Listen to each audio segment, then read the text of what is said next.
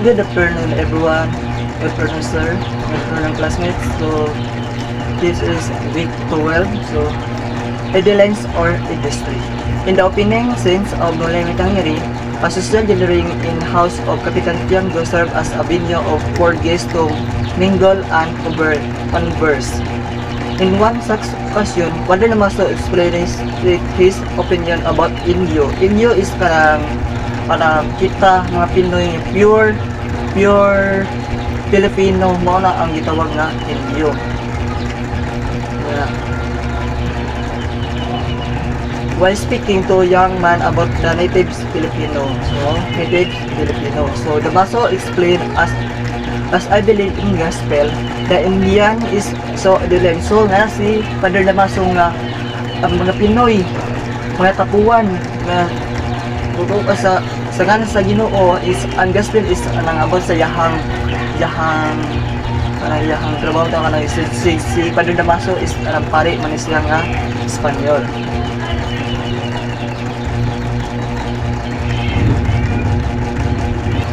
So para ninyo unsa ang indolence. So indolence is kanang itawag na siya og kanang tapuan or a little love in work. So trabaho pero kanang dili bitaw kayo kanang iklaro kami sa trabaho. So according to sa mga Espanyol.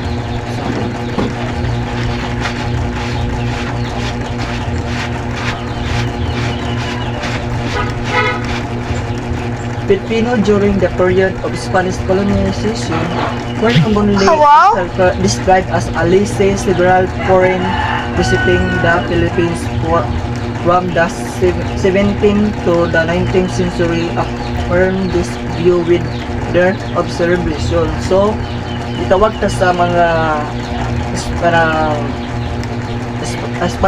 Spanish o mga business or mga tapuan. So mauni si ang nag-ingon may tulo ka Spanish ang nag-ingon. So the first is Gemili Carrieri, at Italian traveler who came to century in the 7th century. Who came to the country in the 7th century. Now mauni si Gemili Carrieri. So, ingon siya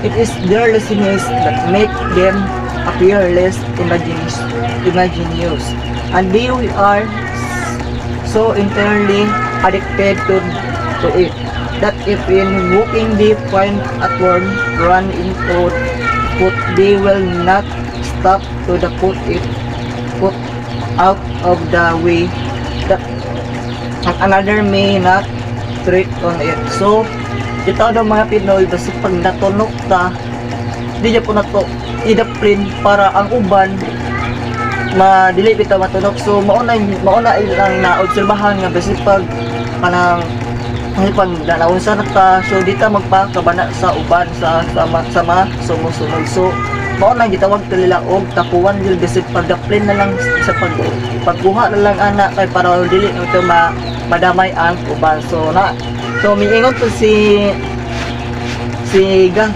Gaspar de San Agustin in 1720. Miingon siya their laziness is such that if they open a door they never close it, and if they take any implement for any use such as knife, pair of scissors, hammer, etc., they never return it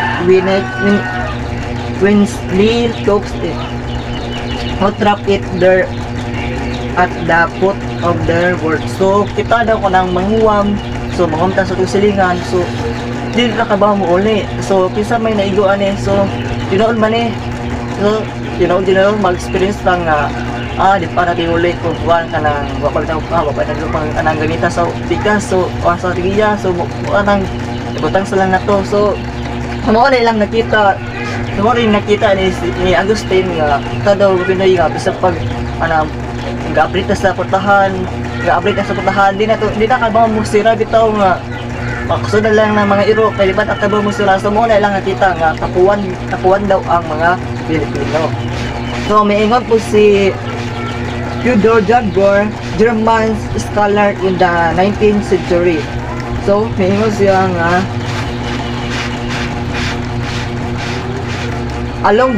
along the river Pasig, somebody may be seen asleep in a heap of coconuts. If the nuts ran ashore, the sleeper rose himself, process of which a long bamboo and continually placed into the slumber assist eccentric rocks regions the current of the river. So ang mga Pinoy daw stabay na daw sa kanang law sa puruan kahoy ya maghuwat na daw og kanang matagak na ang lubi daw ilahang daw kanang maano sa sapa so ilahang kwaon so ana sila nga makaginang sa so mo nang nakita sa Pinoy mo nang nakita sa gawas nga ila na may pagkuan ana kanang mangita dig trabaho para naa kay ma-income so mao nang nakita nga usa na kanang mo nang nakita sa mga foreigner nga or mga Spanish nga nganong gana man ang ilahang gusto nga haton nga pwede ba sila mangitag trabaho mo nang gitawag ta og takuan sa mga Spanish. So maunang so tungod ato maotong nagbuhat si Rizal sa ilahang kuan sa ilahang novel. So Rizal works sobre la Indonesia de los Filipinos on the indolence of the Filipinos. So mauni ang iyahang gipangan sa iyahang novel as attempt to specify this view. So para makuan ang iyang idea bitaw nga nganong kapuan man ang Filipinos according to sa mga German.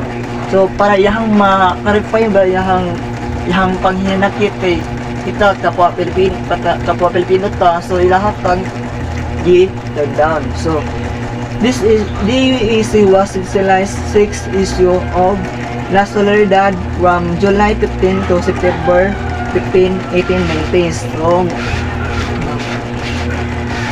So Rizal reasoning echo that idea laid down early by Gregorio Santiago El Progreso de las Filipinas in 1881.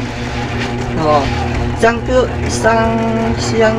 advocate reforms in the government's taxation system become he believed that public evidence so tugod atong kana mao daw nakatakuan according to Giorgio Santiago so tungod daw sa kanang high tax itaw sa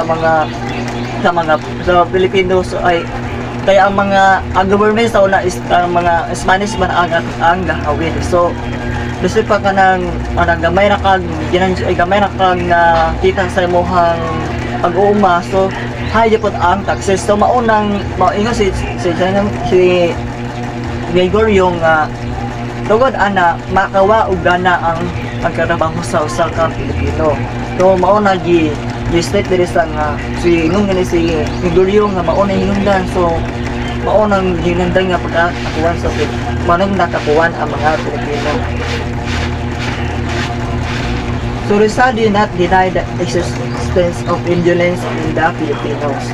Their predisposition exists, he notes, because the warm climate change demand of the individual witnessed and raised just as cold climate stirs up men to work and to become active. So mauning nakaingon sa Rizal nga di niya makaingon nga di kita puan ang Pilipino kay so tugod magod ka nang kitay mag-uwan so musilong mayuta so maunang undag ta sa trabaho kay tugod ka nang uwan init so ato kasi nang maglisod ta og adjust ba kung usay ko bitaw kung sa ang nga proper nga trabaho bat na kasi uwan nga na ba so mo to ang si Rizal. So may slide to si Rizal Alio. So by Pigapita who describe the flourishing trade of goods such as cinnamon, peppers, nuts, and other articles. So ingon si Rizal nga, ingon si paano nga kita da sa una kana mo trade ta og kuan kana mga nuts, mga cinnamon. So di ko anday di ta kanang tapuan kay ito sa una wala pa Espanyol. So ang sa una uso na og mining kay bisan sa bay na mga gold na kutsara, tinidor nga na bitaw kutsara nga maunang nakaingon si nga mo tapuan man ang mga Pilipino nga sa una nga sa ilagbay kadag og gold nga ina na pagtapuan. So tugod ako mao tong nagkuan si Rizal mao ni iyang gisuot sa iyang novel. So the causes of the indolence of the Filipinos. So mao ni ang hinungdan. So galleon trade. So galleon trade. So mao na hinungdan may galleon trade kay ang sauna kay ang mga nagkuro bitaw mga negosyo ang makakuan ani kay ay sila man ang naay makadali-dali bitaw. So kato mga gagmay na negosyo so mawa na lang ilahang pagkabana bitaw sa ilahang farm kay di man may makapil na kay gagmay naman ni amo So motong di nila malihok kay ilahang farm. So mao nang gitawa mao nang hinungdan nga sa man nila tong nawaman so mag-standby na lang sila mao nang so ay kaya ang galleon trade is kanang mga mga dagko ra bitaw mga farmers ang makakuan ani. So mao ni ang first nga hinungdan ang galleon trade. So second is forced labor. So tugod ani sa una kanang gipugos ta og trabaho bisag kanang di dito pagustuhan bitaw.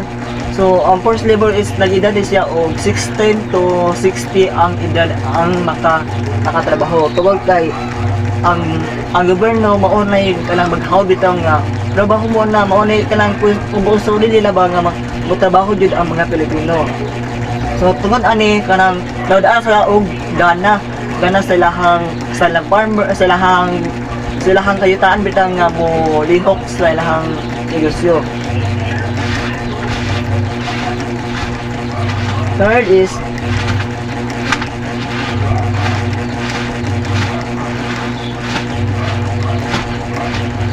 is foreign invaders and pirates. So ang sa una is ang government municipal kadang gisakop na ang mga Pilipino. So wala nila suporta bitaw wala nila tabangi para mo fight sa nang ilahang karapatan bitaw nga gisakop sila. So wala nila tagaig mga armas para mo sukol lang. So mao na hinungdan nila nga gobyerno na to way kakabana. So maunang wa to sila ganang mao nang nawadaan sila og gana ba nga mo trabaho. So kay pati mo ang gobyerno wala biyang support nila. So next is system of education.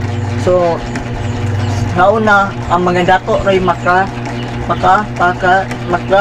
eskwela. So tawag ani kanang ang mga Pilipino is kanang wala bitay kayo knowledge about kung sa mo ang yan inabuhaton kasi ang kanang say sakto bitang kanang sokol ba sila. So wala sila wala sila kahibak tugod kay ang mo na gingon nga kung may pinag-aralan may alam ka. So mo na hinungdan ni Sir sa tungod sa kanang lack of education. So mao nang usay nakahinungdan nga wala sila ganang nga mo trabaho.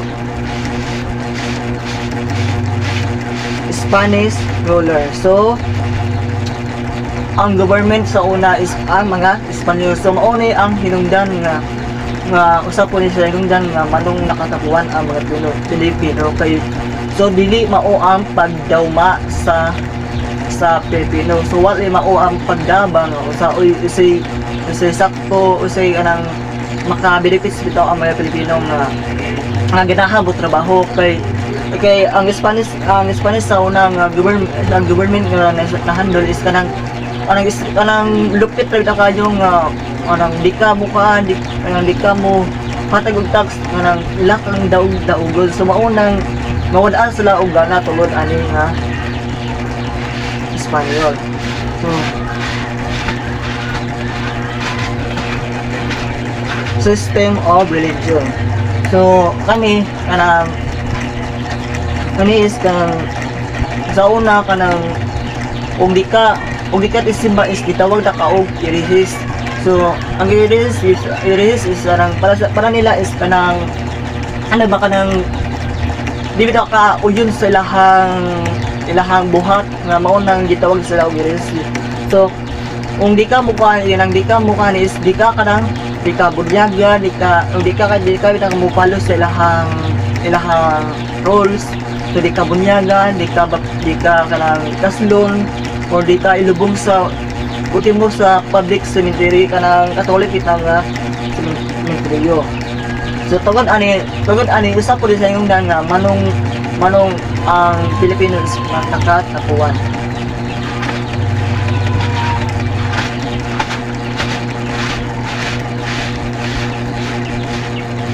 So next is gambling.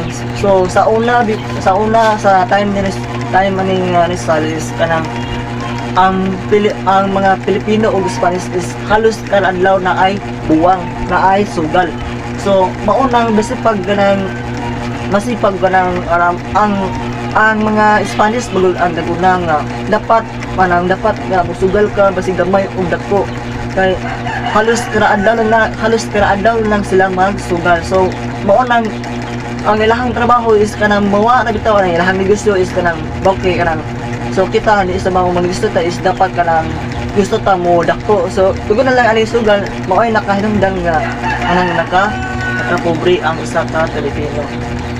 So maunang nawan parang trabaho unta so nawa na lang ilahang gana sa pagtrabaho tungod kay na si og sugal. Last is high taxes. So mao ni akong ingon nga tungod atong dako nga kanang high taxes kanang gusto paggamay imong abot. So tungod sa high taxes kanang maobligado kang muhatag. So mao nang basit mao nang dili nila trabahoon ang ilahang farm kay tungod kay kanang banang mo taxes ba jud silang bisig kuan bisig gamay nga kita manang gamay nang gining halin dako man ang kanang ihatag sa gobyerno. So mao nang mawad-an ilahang gana nga usa na ang para ilaha mao nang mawa ilahang paggana sa ilang trabaho bitaw. So tungod ato mao to gingan nila sa nga maunay mga hinungdan nganong nakatapuan ang mga Pilipinos.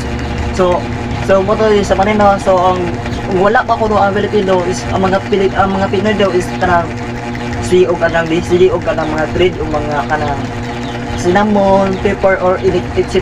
nga mga crops. So Pilipino na sa una parang mining meron parang utin mo sa lang bay na adi gold nga kutsara nga na bitaw. So mao na yun reason nga di kapuan ang mga Pilipino kay sa una like sa bay puno og gold sila barko na ay mga gold. So mao yun yung reason nga so having explained the reason why the Filipino become lazy, Rizal conclude that all attempt to reform the Filipino will only be successful with education and freedom. So mo na yung sa ang education o ang freedom yung maoy magkalampos sa ato ang magkakatag og kalabuan na to.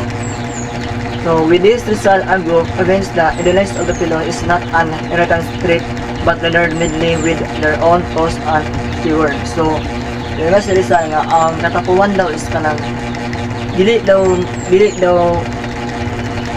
kita'y makabuo. So ang kagalingon kung kita sa una to pagtambal kay kung watay dita mo lihok so kita lang po yung makadaot sa ato ang kagalingon. So dapat so kita dapat manigamot na sa atong kagalingon kay kita may nagbuos sa to ang success. So kung manikamot ta, kung hard work ta, so diya ta makuha ang nato ang success in life. Oh, that's all for today's. Bye bye.